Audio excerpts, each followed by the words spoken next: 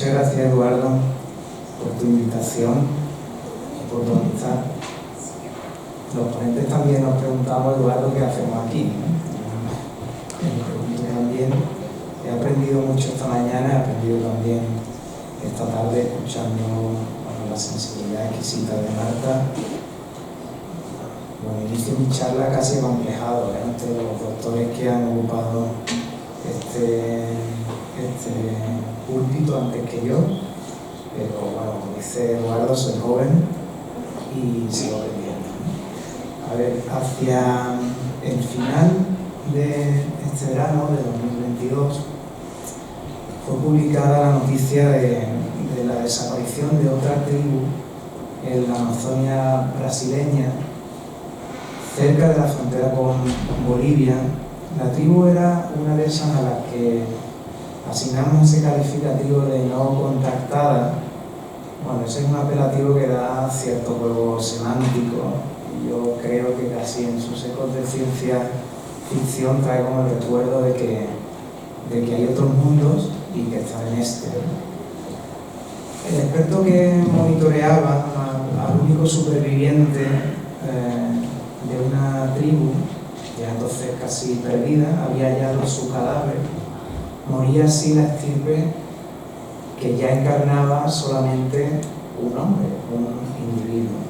Este tipo vivía en soledad desde hacía 25 años, tras la última matanza indígena en el 95, cuando terratenientes de la región habían pagado a colonos para que exterminaran a toda esa tribu con objeto de poder ocupar esa porción de selva.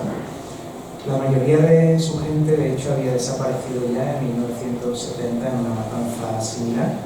Así que desde aquella desgraciada soledad que había iniciado hacía un cuarto de siglo, este último individuo de esa tribu venía siendo controlado en la distancia por nosotros.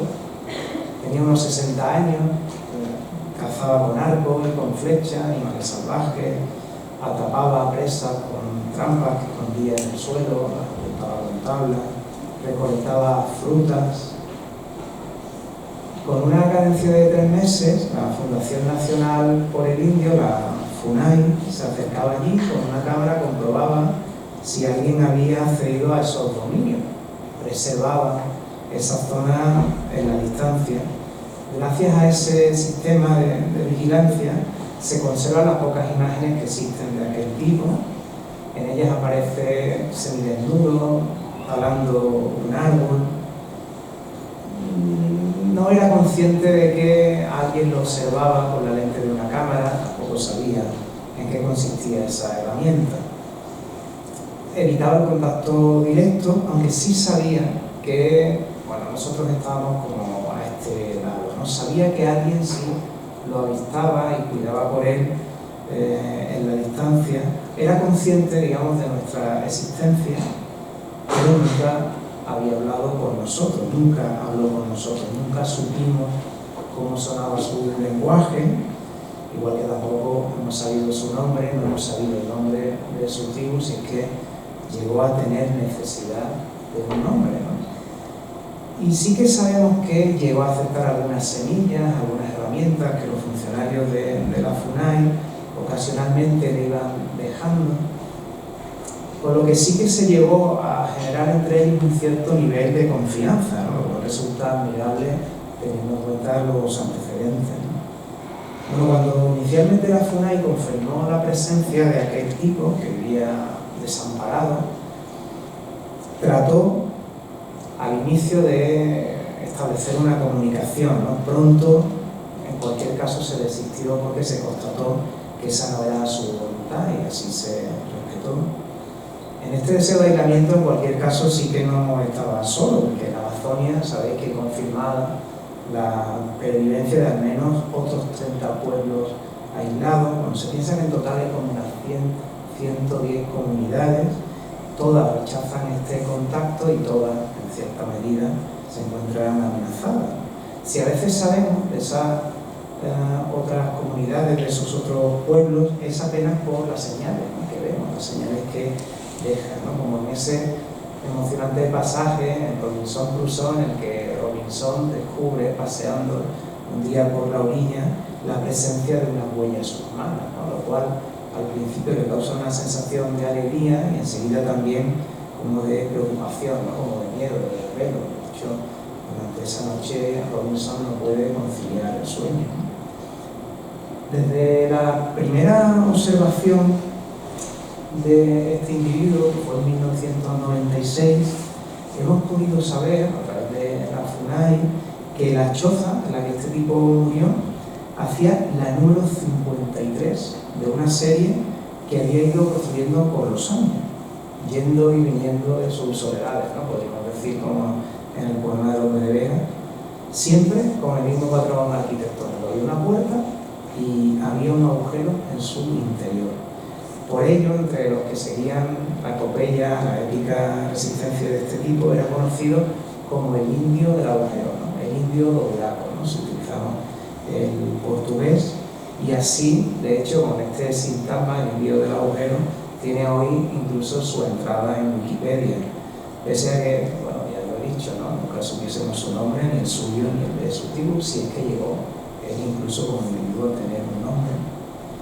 En esta coherencia tipológica y realidad emocionante, en esta variación número 53, que bueno, resultó ser la última en la sucesión de células habitacionales mínimas que este tipo se construyó para sí mismo, en esa, la número 53, resultó que encontró la muerte y posteriormente pues, su cuerpo fue encontrado sin vida, estaba tumbado en una hamaca. La choza, ya la veis, era una estructura donde, bueno, con corteza de madera, palmeras, troncos y una cubierta con paja, quizás no alejadas de esas representaciones icónicas del arquetipo de la cabaña. Bueno, no me recuerdo haber leído páginas muy lúcidas sobre este arquetipo a Juan Calatrava, ¿no? El profesor que iniciaba esta mañana. En esa suerte de arquetipo había encontrado su muerte, ¿no? Dijeron los expertos por causas naturales, ¿no? En este caso, cabe pensar que sería verdad. Los que lo han seguido todos estos años piensan que el tipo construía esa abertura, ese agujero recurrente en el techo, supuestamente para apuntar con arco y con flecha a algún potencial invasor. El funcionario de la FUNAI que mejor lo conocía, el que lo vigilaba cada 3 meses, como os he dicho, decía que en ocasiones, cuando él lo miraba y el tipo se daba cuenta de que lo estaba mirando, a veces tomaba, corriendo el camino a casa, a su choza. Hemos de pensar que quizá allí se sentía protegido y decía el funcionario que lo primero que hacía el indio del agujero era atrapar con la mano todas sus flechas, que era una reacción como de instinto animal, pero también de inteligencia, ¿no? Parecido a lo que haría un niño, también seguramente a su manera a lo que haría el adulto, o a lo que haría el cachorro, a lo que haría el animal. Veréis, hay 2 relatos borgianos no son un adjetivo, prefiero borgianos de Borges en este caso, que en buena medida son complementarios y que yo creo que en medio de esos 2 relatos quizás estamos nosotros mismos, ¿no? Vivimos con un punto intermedio entre estos 2 relatos que yo creo que muchos de vosotros seguro recordáis, ¿no? Uno de ellos se llama El cautivo, ese que apenas ocupa media cuartilla, es un relato realmente deslumbrante porque en medio folio Borges consigue explicar la reacción de un tipo que vuelve a la casa que dejó cuando siendo niño había sido raptado por los indios, y recuerda que en un lugar de la cocina había escondido un cuchillo, ¿no? Y toma ese cuchillo, regresa a la casa que fue su elemento como de civilización doméstica en un estado salvaje, ajeno ya por completo a la idea de hogar,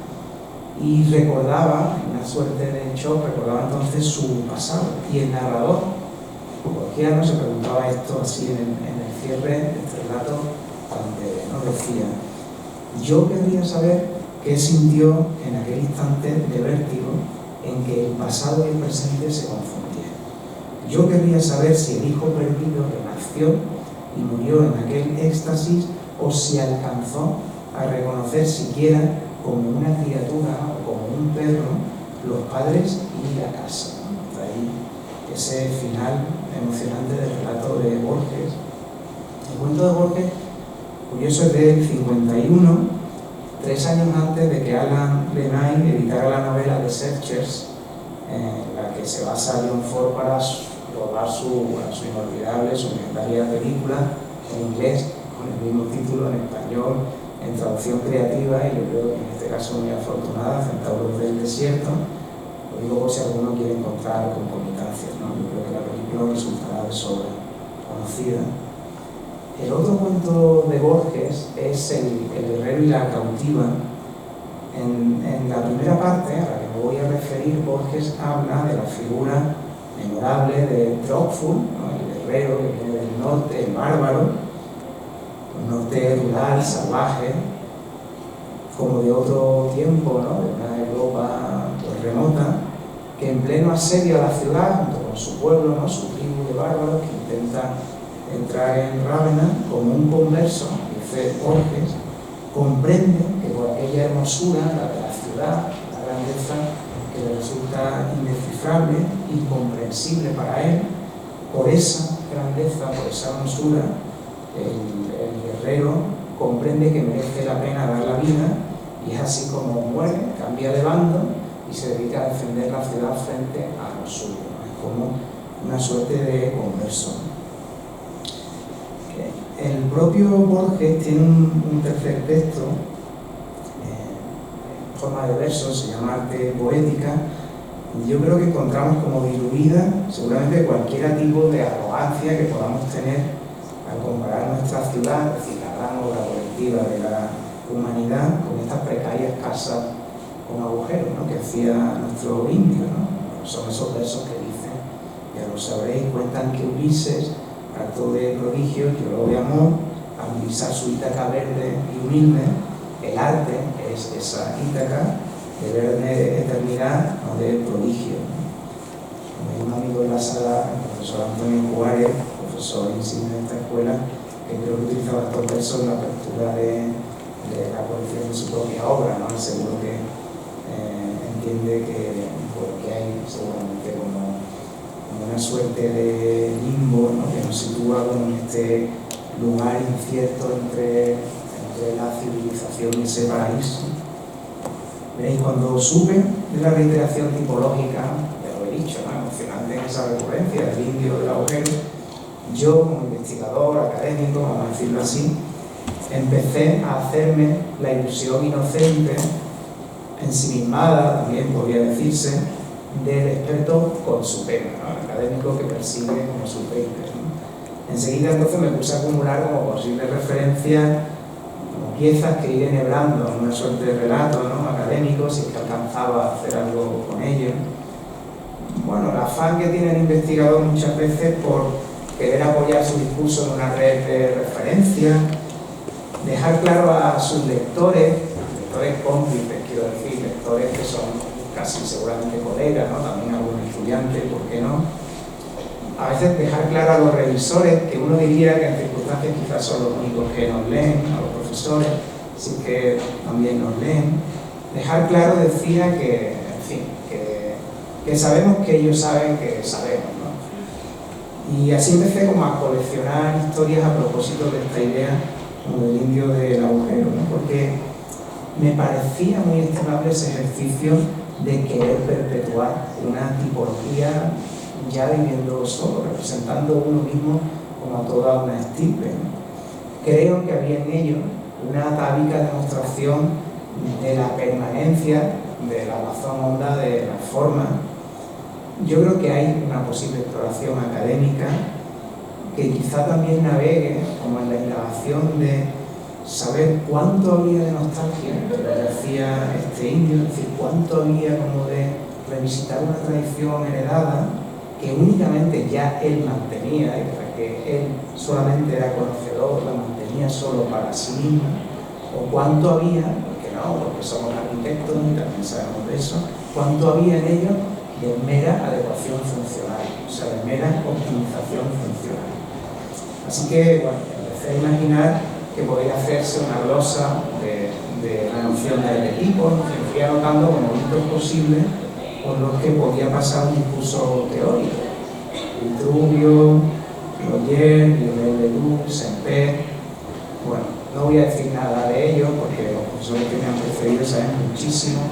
el asunto. De hecho, yo lo poco que sé lo he aprendido directamente de ellos. Pero veréis, incluso pensé que trayendo este asunto como al presente, quiero decir, al pasado siglo o incluso al siglo XXI, hay en cierta concreción práctica más reciente también como algo de esa visita recurrente, ¿no? Esa razón honda de la forma, del tipo. Imaginad a Kistler, ¿no? De corta estatura, ya lo sabéis, ¿no? Un individuo como de una antropometría singular, en esa trama continua de la casa sin fin durante una década, tejiendo como el gusano su capullo. Imaginad, ¿por qué no?, el experimento de la casa nómada de Kazuyo Cedima y de Toyorito, ¿no?, donde una mujer moderna traslada su intimidad, que protege frente a la proyección social a lo largo de la metrópolis de Tokio. Pensad también en la casa de Sou Fujimoto, la casa con madera, donde se retiran las piezas como lingotes. Las tres, la casa sin fin, la casa para una chica nómada, la casa de madera de Sou Fujimoto, son casas, en realidad, con agujeros, son casas mínimas con agujeros. Me preguntaba yo si el añorado profesor Carlos Martín habría sonreído con el tesón encomiable de este indio a recalcar siempre, reiteradamente, el mismo esquema. Pero dejadme que piense en la máxima de Louis Sullivan, ¿no?, la que todos conocéis, la célebre: la forma sigue a la función. En inglés, ya lo sabéis, eso se diría con 3 F, ¿no? Form follow function, que es casi como una literación, no muy estética, pero literación al fin y al cabo. Es sabido, según que conocéis, ¿no?, este asunto del funcionalismo, del seguimiento estricto de la máxima de Sullivan, es sabido que esa máxima, la forma sigue la función, elevada a dogma, que es lo que hizo el funcionalismo imperante en las primeras décadas del siglo XX, tuvo algo de limitante, hizo que se perdiesen ciertos matices, porque en aras de querer, pues postular como un canon universal, o sea, en aras de un diseño que se liberara finalmente de su dependencia de los lenguajes del pasado, se puso como en primer plano este tecnicismo, esta eficiencia. La forma sigue a la función. Pero yo quisiera analizar con vosotros el contexto de esa cita, o sea, el lugar en el que Sullivan acaba diciendo eso, en su libro del 96, de 1896, que se titula The Tall Office Building Artistically Considered. Está hablando como de la idea también del entendimiento artístico de los edificios en altura, que es lo que se hacía en ese contexto de Chicago. Porque ese contexto, ese tiempo, o sea, al final del siglo XIX, es un momento en el que ya el mundo ha asimilado las teorías de Charles Darwin. Ha comprendido que efectivamente la supervivencia depende de la adaptación al medio, pero veréis, esa frase de Sullivan en realidad es mucho más extensa, quiero decir, como mucho más inclusiva que la mera razón eficiente y tecnicista que el funcionalismo adopta. Porque lo que Sullivan dice es que hay un orden también que trasciende la razón física y que implica una suerte de pensamiento metafísico. Hay como una dimensión espiritual que emana de la forma, o mejor, que se hace cuerpo precisamente a través de la forma, ¿no? La cita que arropa la forma sigue a la función, la cita completa sería algo así. Es la ley dominante de todas las cosas orgánicas e inorgánicas, de todas las cosas físicas y metafísicas, de todas las cosas humanas y suprahumanas, de todas las manifestaciones de la mente, del corazón, del alma, que la vida es reconocible en su expresión, que la forma sigue a la función. En la traducción española incluso parece que tenga como una rima interna. A mí me parece aquí Sullivan que por momentos es como si estuviese fundiendo a Aristóteles con Platón. El profesor Eduardo Prieto, director de estas jornadas, ha explicado alguna vez que este texto de Sullivan, que he citado, prolongaba la estela de otro tipo, quizás menos conocido por la mayoría de vosotros, que era Horacio Urbino, que tenía un libro, que publica como a mediados del siglo XIX y que en su compilación moderna es de 1947. El libro se llama Form and Function, Remarks on Art, Design and Architecture. Ese es el título que tiene en su compilación moderna, ¿no? Se está publicando por segmentos. Los textos originales van del 43 a 1851. O sea, es un momento en el que Darwin está todavía como reverberando, ¿no? El profesor Prieto dice, con mucho cinismo, muestra uno de su pura inteligencia, dice que bueno, la visión organicista que tiene aquí Lino es muy limitada, o sea, muy como reduccionista, y yo estoy de acuerdo, ¿verdad? Que es así, porque claro, Lino no es un arquitecto, es un escultor. Quiero decir que de función no tiene por qué saber mucho, ¿no?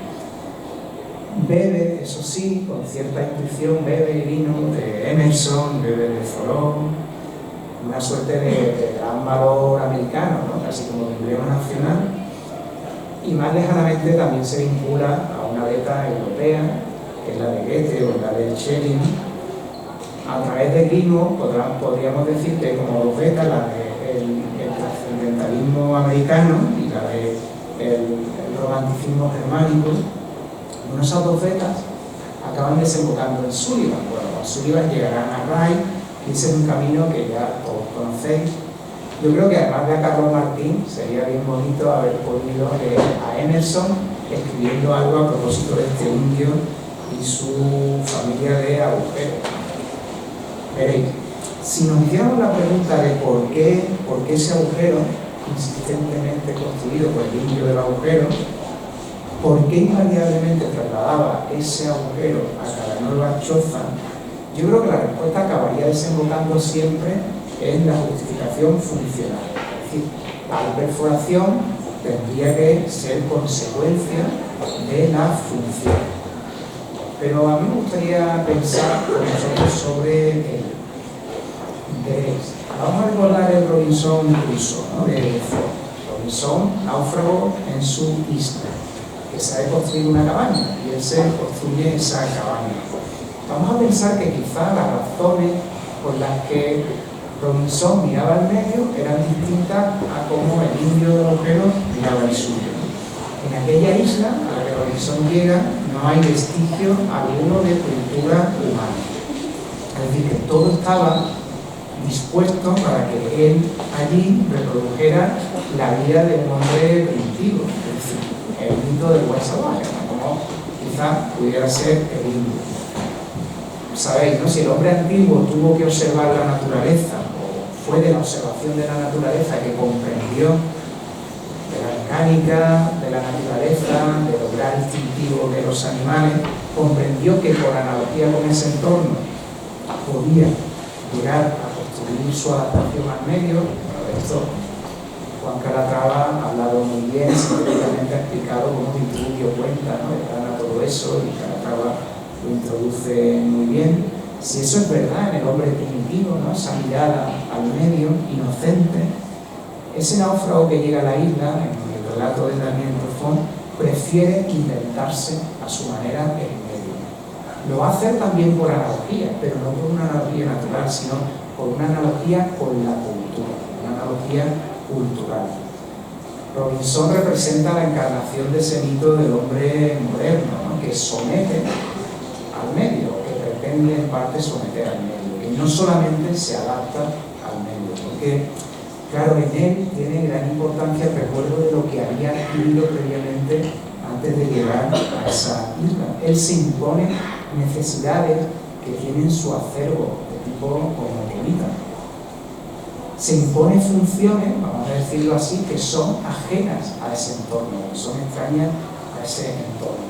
Cuando empieza a oscurecer, en lugar de acostarse, como haría cualquier animal, como haría ese hombre primitivo, Robinson encuentra la manera de fabricar velas, ¿no? Construye algo que le recuerda a su vida en la ciudad. No sabemos, no tenemos constancia si ese indio fabricó alguna vez alguna vela, o cuando llegaba la noche simplemente dormía. En una fase inicial de acomodamiento a esa isla, hay un momento en el que Robinson vive en una tienda muy precaria, ¿no?, provisional. Luego tiene lugar esa lluvia torrencial que sucede tras una suerte de movimiento de la tierra, ¿no?, un terremoto. Él busca la solidez de la gruta y hay un momento en el que comprende, ya aclimatado a la isla, que tendrá que vivir en función de la meteorología como entre un paradigma u otro, el del nido y el de la cueva, ¿no? Son los dos paradigmas con los que habitualmente se explica el origen natural de la primera arquitectura, y en función del momento del año está más en una o en otra, y al final comprende que lo que tiene que construirse es una cabaña que protege como en un recinto mural. Se encuentra con esa curiosa tipología mestiza, ¿no?, podríamos decir así, la de la tienda en el cercado. Nosotros arquitectónicamente podemos pensar en el rico gradiente de espacios entre el adentro y el afuera que ese proyecto de Robinson generaría, que era afuera. Tampoco es que dé muchas pistas sobre ello. Tampoco cuenta mucho de la cabaña robinsoniana, pero vamos a imaginar que en esa cabaña robinsoniana podría haber un hueco. Ese hueco, seguramente en la cabaña de Robinson, podría haber tenido una cierta finalidad recreativa, contemplativa, ¿no? Un hueco en el que recrearse en la mirada contemplativa de ese exterior, mientras que sospechamos, ¿no?, los funcionarios que lo miraban sospechan que en el caso del indio esa funcionalidad era mucho más primaria. El hueco en su choza, pues, por encima de cualquier otra cosa, tenía una aplicación práctica, ¿no?, o defensiva. Bueno, cuando leí el titular de la noticia de la muerte de ese último testigo de esa tribu, traté de acudir a varias crónicas a ver si en alguna de ellas había algún tipo que se aventurase a dar la pista, o sea, a sospechar que también podría haber un vínculo simbólico en su agujero. Es decir, si más allá de esa funcionalidad muy evidente había algún otro rastro, ¿no? Pero hasta el momento esa búsqueda mía ha sido en vano, nadie parece hablar de eso.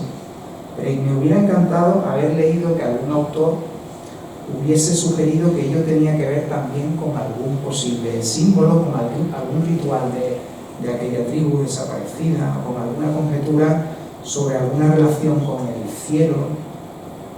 No es que podamos descartarlo, porque ciertamente apenas hemos registrado nada de la conducta de aquel indio cuando vivía en compañía, quiero decir, sabemos cómo vive y cómo actúa ahora que era un solitario. No sabemos nada de los posibles rituales o ceremonias de aquella tribu. En aquellos días sí que traté de imaginar a mi manera, como diversas cábalas, sobre el porqué de ese agujero.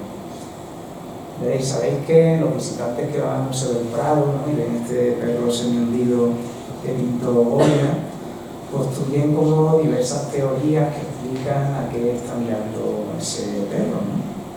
El pintor aragonés, sabéis, lo había pintado inicialmente en uno de los muros de su Quinta del Sordo, y después lo habían transferido al museo, ¿no?, tal como ahora lo visitáis, ¿no? Se transfiere el lienzo y se visita en el museo. Algún estudio reciente ha permitido descubrir en la fotografía original del fresco todavía en la pared que había una suerte de peñasco que parece que arroja sombras sobre el perro, y en lo alto hay algo así como el vuelo de dos pájaros, ¿no? Así que, fijaos, después de todo, parece que ese perro, que algunos han descrito como moribundo, o como temeroso, como nihilista, o como metafísico, quizás también pudiera ser simplemente un animal curioso, sobre todo ocioso, que disfrutaba siguiendo el rastro de esas aves. Sería casi como pensar que, de nuevo, a la inversa en este caso, además de la funcionalidad, está también como alguna otra razón que explica el porqué de las cosas, ¿no? Pero en fin, ya digo, en esta búsqueda mía de alguien que se aventure con alguna pista simbólica de ese agujero, he acabado capitulando, por hecho que nadie más que yo ha trazado ninguna hipótesis sobre el asunto, y todo el mundo asume que había simplemente pragmatismo y no lírica detrás de todo ello. Pero veréis, si hemos dado por segura esta coartada funcional y no lírica para el agujero, Yo sí que creo que tal vez hay un ámbito para nuestra conjetura en el modo en el que el superviviente de la tribu, el que se queda solo, como único representante de su tribu, se construye solo su primera casa, ya siendo un tipo como en soledad. Me pregunto cómo fue el enfrentarse a la construcción de esa casa número 1 de las 53 que los funcionarios le han conocido. ¿Aportó algo, ahora que estaba solo, de su ingenio? Es decir, ¿repensó la optimización del refugio? ¿Se limitaba a repetir simplemente lo que su tribu había hecho? O sea, ¿era solamente una sedimentación de muchos años pensando el mismo problema, lo que es puridad, o sea, la ortodoxia, podríamos decir, la depuración del tipo? ¿Qué había suyo en esa casa o qué era solamente de su tribu?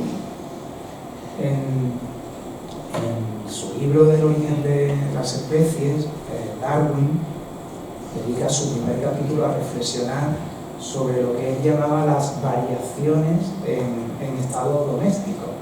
Bueno, en realidad Darwin lo que habla este primer capítulo es de cómo la intercesión humana juega un cierto papel en la evolución de algunas especies. O sea, Darwin habla en ese capítulo obviamente de otras cosas, pero fijaos el título, variaciones en estado doméstico, variaciones domésticas, si queréis acercarlo así a la arquitectura, me valió para seguir pensando con vosotros ahora sobre si esos agujeros que Livio construía en su serie de una cincuentena de casas eran puro instinto, quiero decir, era casi una rememoración vestigial, o si eran una cultura ya perdida, ¿no? Que él trataba como de seguir haciendo presente, ¿no? Como de mantener viva, ¿no?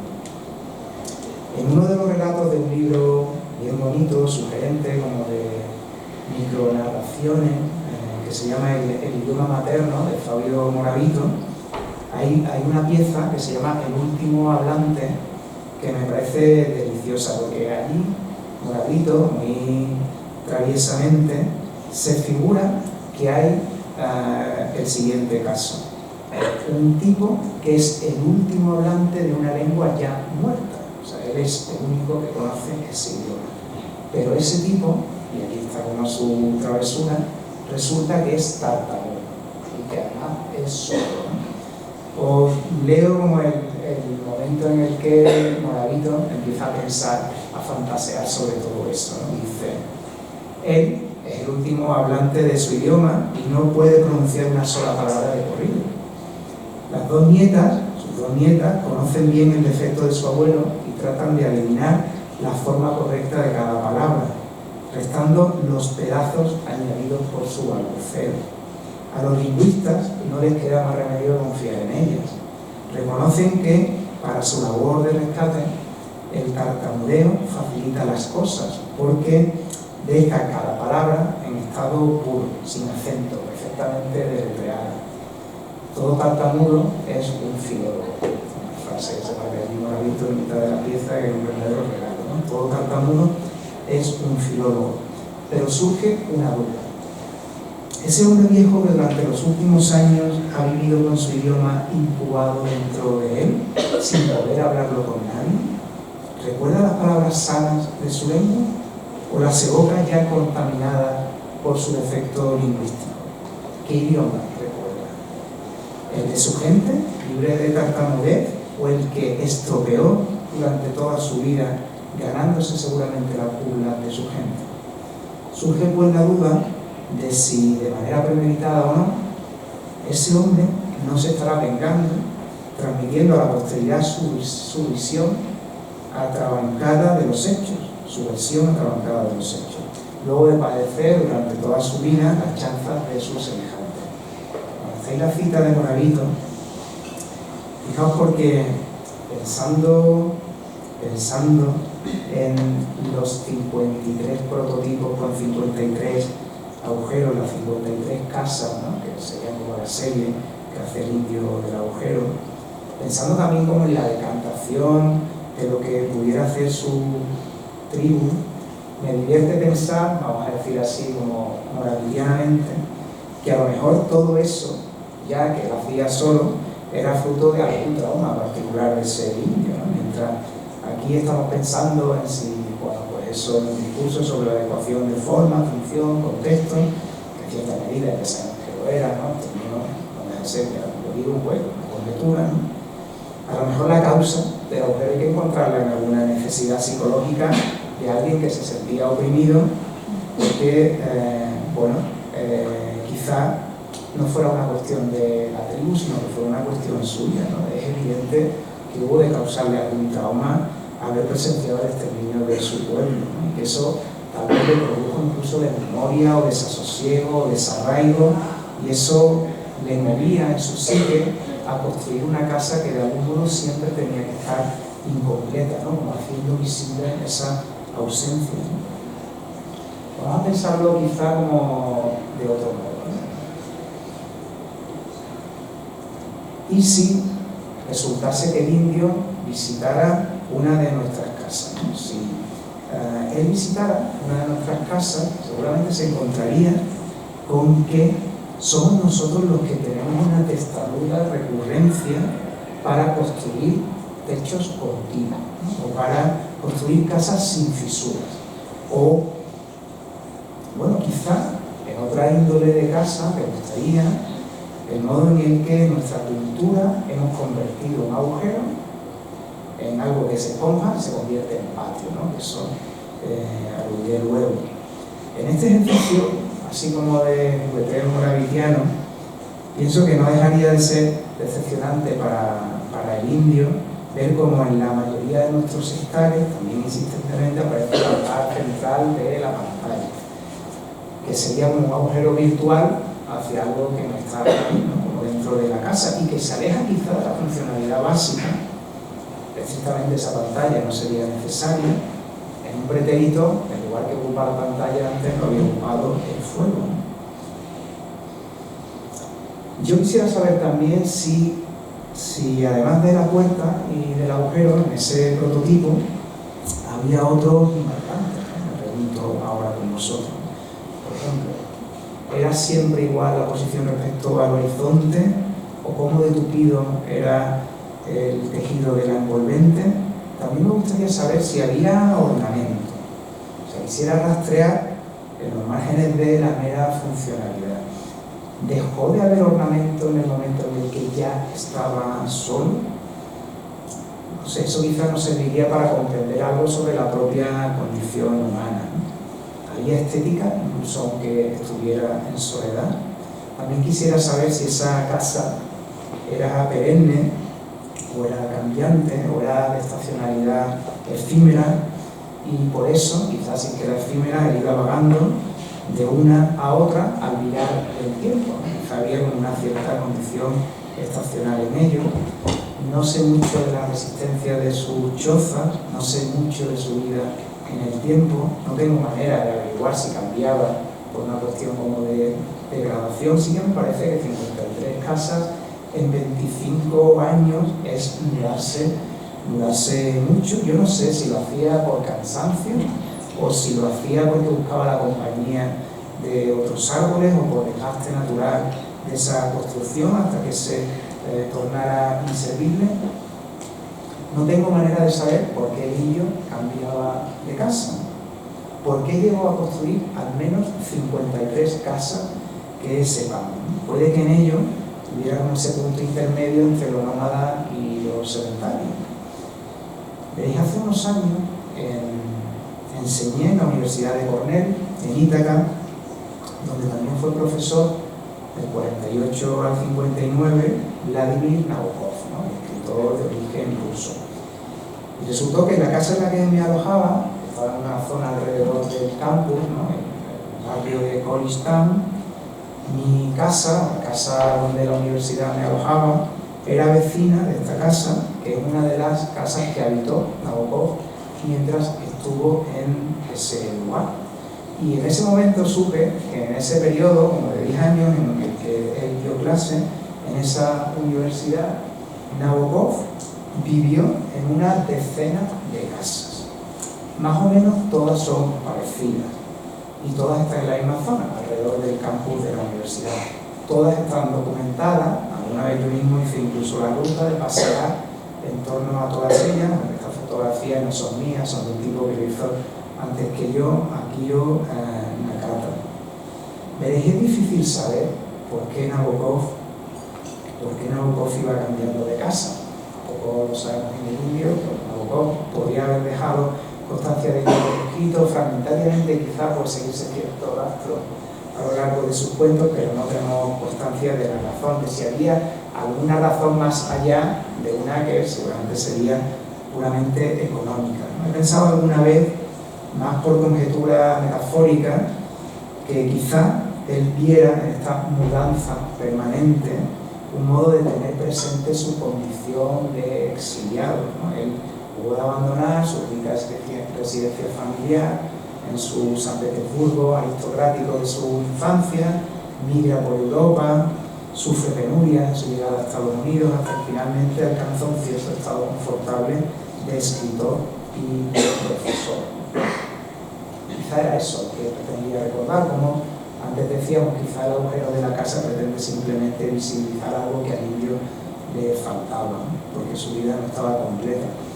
Hay una carta este es el único apartamento en el que Nabokov vive, uno de los restantes son de casa, ¿no? Como habéis visto. Hay una carta de Kafka a Milena, que es de 1922, en la que él escribe a ella sobre un encuentro soñado en la casa de ella en Viena, y yo creo que funciona porque revela la intimidad emocional de alguien que no ha tenido nunca una casa propia, ¿no? Como en el caso de Kafka. En Historia de las alcobas, ese libro tan bonito de Michel Perrault, ella dedica un capítulo a las habitaciones de hotel y habla en ese capítulo del interés que sentía Kafka por los hoteles. Hay una cita que ella hace de Kafka que dice así: me gustan mucho las habitaciones de hotel, me encuentro en ellas enseguida como en mi propia casa. Si Nabokov vivió en Ítaca, en una decena de casas, en la década que estuvo enseñando allí, cambió al menos a un ritmo de vivienda por año.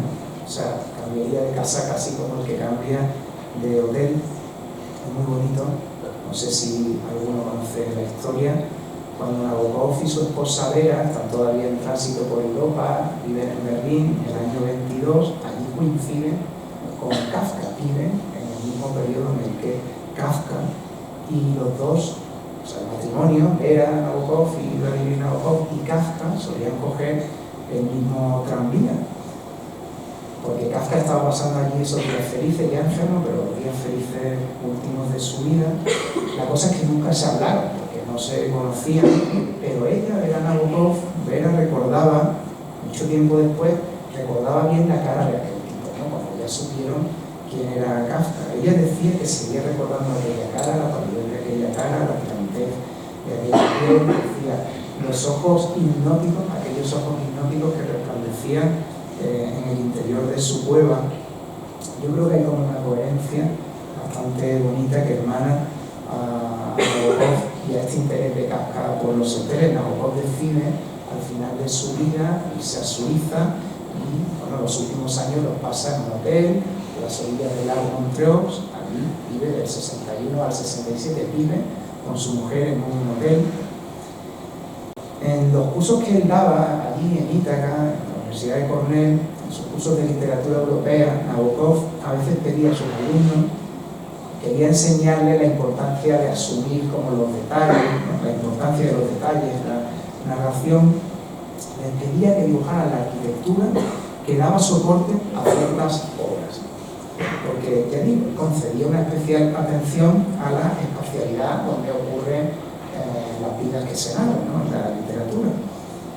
Y esto que él hizo, como ejemplo a sus alumnos, yo creo que nos apela directamente a nosotros, ¿no? Arquitectos, porque es el plano del propio Nabokov. Se figura que puede ser, hipótesis del proyecto, digámoslo así, el piso de la familia Samsa a la luz de la lectura de la Metamorfosis, ¿no? Esa obra de Kafka.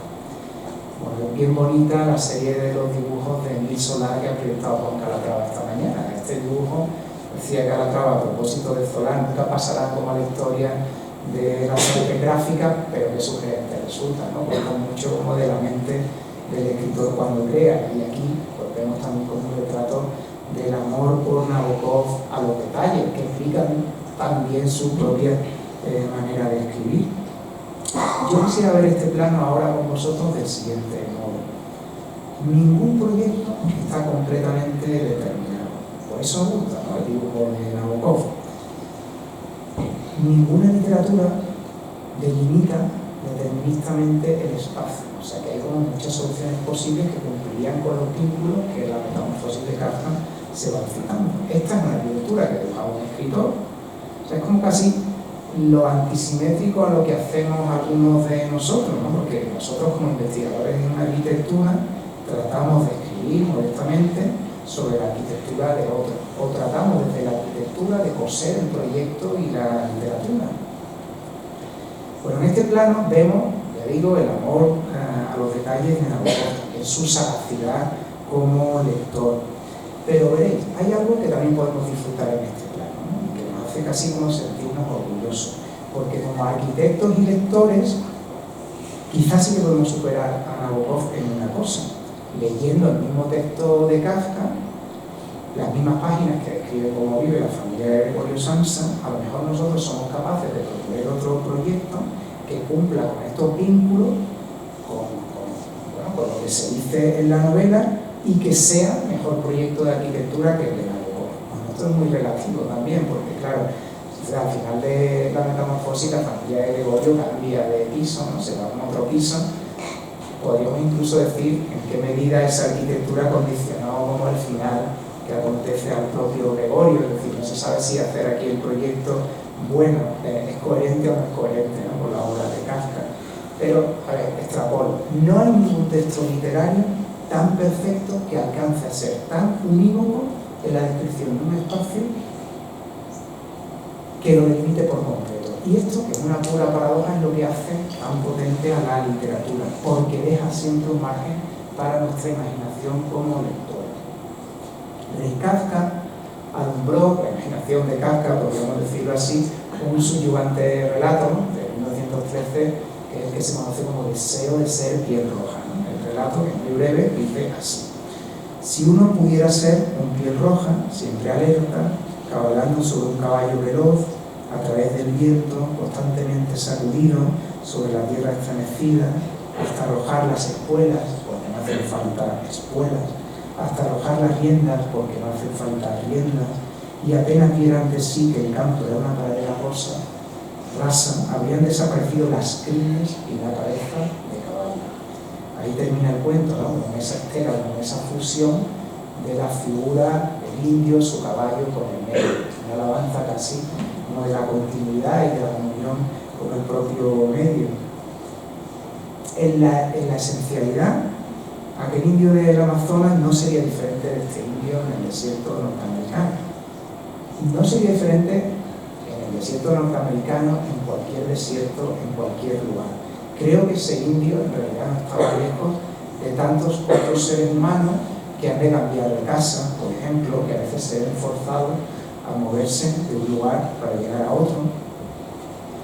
Veréis, cuando cada día pasaba de camino a mi clase, ¿no?, al campus, pasaba por la casa que algún día ocupó Nabokov, yo me iba preguntando, ya conocía la historia de las 10 casas, ¿no?, que paseaba por fuera en todas ellas, me iba preguntando en qué medida aquellas arquitecturas no estarían conectadas a la vida de Nabokov, o la manera en la que la propia ficción de Nabokov no se veía canalizada por las arquitecturas que él habitaba, ¿no?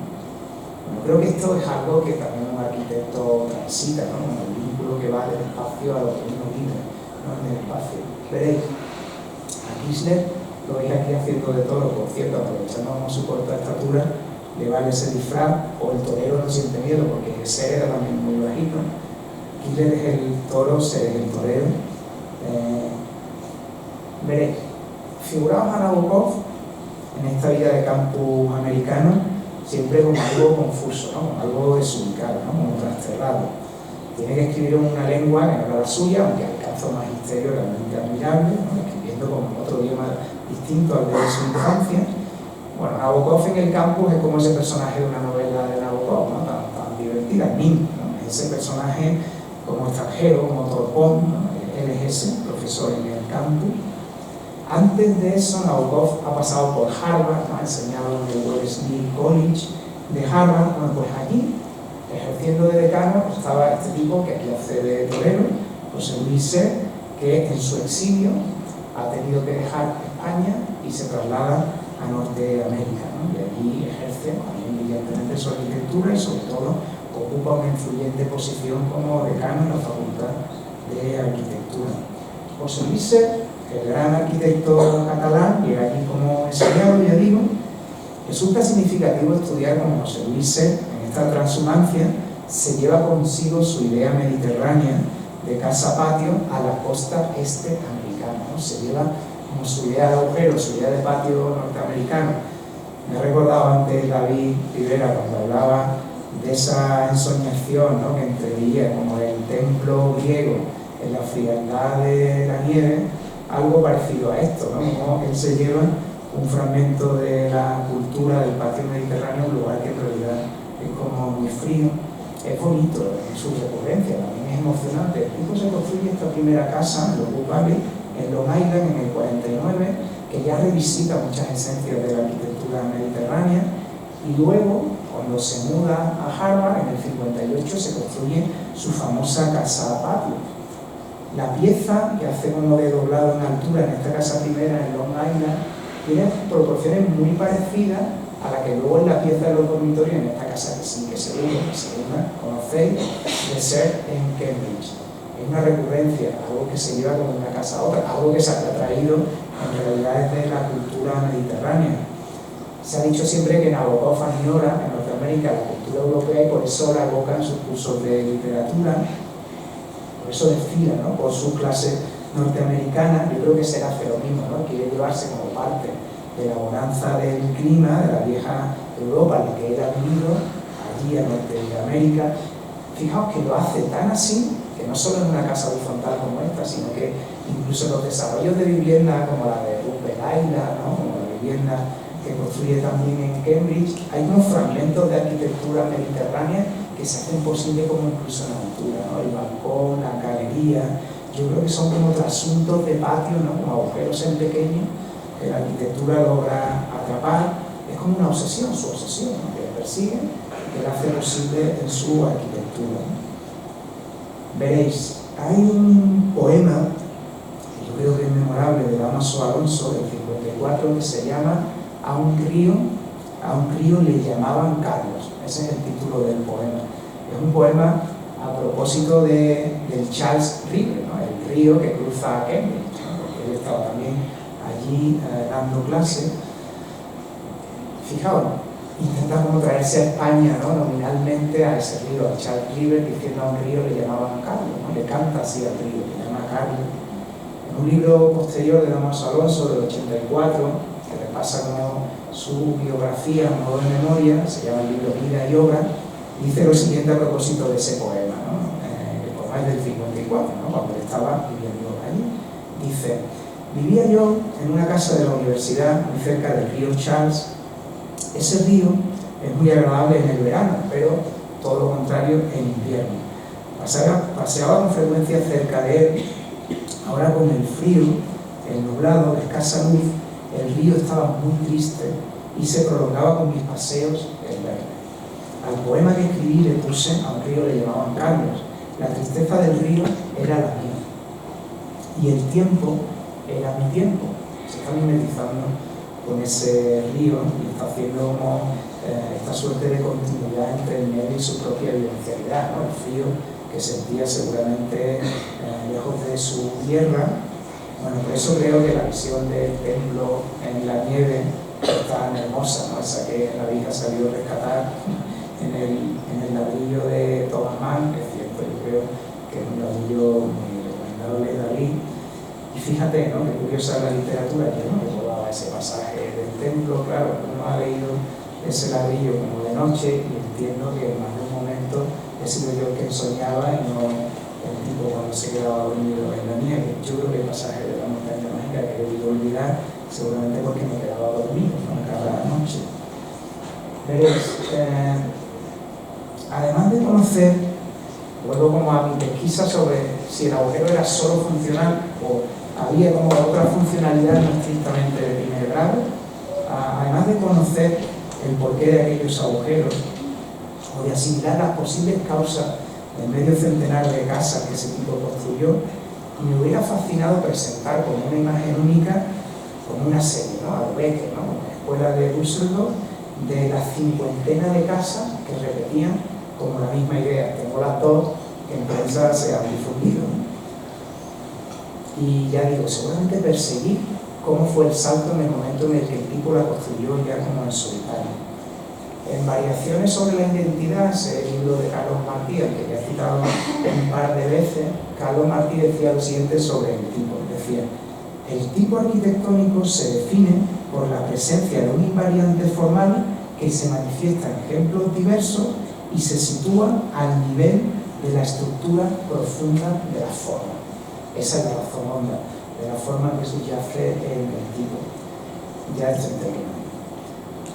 Edward Wilson presentaba una idea muy bonita en su inicio del libro Los orígenes de la creatividad humana. Decía así Wilson: las humanidades surgieron del lenguaje simbólico, una capacidad que distingue a nuestra especie. Al coevolucionar con la estructura del cerebro, el lenguaje liberó a la mente del animal para ser creativa y para imaginar otros mundos infinitos en el tiempo y en el espacio. Esto nos confirió poderes, pero conservamos las emociones de nuestros antepasados primates. La combinación que constituye lo que grosso modo denominamos humanidades es lo que nos hace sumamente avanzados y sumamente peligrosos, dice Wilson. Pero yo creo que el pensamiento humano sabe encontrar agujeros que conectan cosas con cosas, aunque también puede producir desconexiones, ¿no? Por ejemplo, el vaciamiento natural del Amazonas. Los científicos sabéis también que están empeñados en enunciar con leyes esos agujeros. De hecho, hay una teoría científica, lo sabéis bien, que se llama la del agujero de gusano o el puente de Einstein-Rosten, que trata de postular que existe una característica topológica en el espacio-tiempo. Bueno, esto está descrito también en la relatividad de Einstein, que consiste en encontrar un atajo a través del espacio y del tiempo y que a través de ese atajo se pueda desplazar la materia. Lo que pasa es que a los físicos todavía esta conjetura no les ha sido probada, es decir, que hasta la fecha ellos, que también persiguen, ¿no?, con sus asuntos, no han encontrado ninguna evidencia de que el espacio-tiempo tenga estructuras como esta. Es solamente una posibilidad teórica en la física, pero veréis, eso es real en literatura. Eso lo hace la literatura. La literatura crea esos agujeros. Y eso a veces también, esa epifanía, lo hace el arte. Seguimos siendo ese individuo atávico, ancestralmente grupal, ese ser entre la animalidad y la inteligencia avanzada. Somos el mono que se bajó del árbol, somos los pájaros que se quedan, ¿no?, que son un verso precioso de Emily Dickinson. Somos aquellos que aprendimos a hacer casa viendo a los pájaros hacer sus nidos, según decía Vitruvio. Somos los que hemos hecho agujeros para sondear los cielos. Somos los que hemos sido capaces de salir de nuestra casa para mirarnos desde fuera a través de un agujero en el espacio. Somos los que inventamos metáforas para decir las cosas que por ahora solo sospechamos, como los agujeros de gusano. Somos como ese indio del agujero que iba y venía de sus soledades. Borges escribió que el único tema es el hombre. Quizás podríamos añadir, el único tema es el miedo del ser humano a estar solo. Por eso seguimos mirando alrededor, por eso el amor o la religión, por eso la tribu, cualquier forma de vida en compañía. Si esta disertación mía, que la habréis escuchado seguramente en Brunevera, es una especie de consuelo, que quizá pretende serlo, como el conjuro, que también, por no saber la razón de ese agujero o por no conocer el nombre de esa tribu, por no conocer su historia o sus ritos, por no saber cómo era en detalle ese prototipo o la serie de ellos, si es también igualmente una manera de lamentar la desaparición o la amenaza de ciertas formas de vida natural, también toda esta charla es este imaginario de paraíso que hoy hemos celebrado juntos, es quizá también una manera de dar vuelta a verdades esenciales sobre las formas de vida que se hace difícil de expresar con palabras, ¿no? ¿Cómo era, preguntamos todos, cómo era la vida de aquel hombre? O sea, ¿cómo era la vida de uno de nosotros? ¿Cómo era su vida en aquella soledad? ¿Y cómo es la vida de cualquiera?